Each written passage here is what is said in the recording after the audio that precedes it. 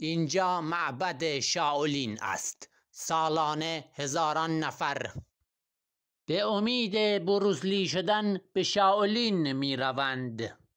اما تمرینات سخت شاولین و نبود غذای کافی از مشکلات بزرگ معبد است و تا زمانی که به درجه استادی نرسند نمی توانند از معبد خارج شوند.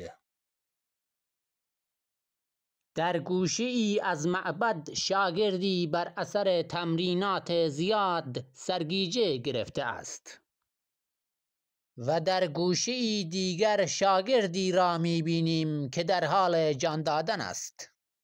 اگر شاگردی غذای اضافی درخواست کند تنبیه می شود و این گونه به عنوان دمبل از او استفاده می شود. همانطور که می بینیم شاگردی بر اثر تمرینات زیاد مغزش آنتن نمی دهد. به این گونه شاگردان شلمغز می گویند.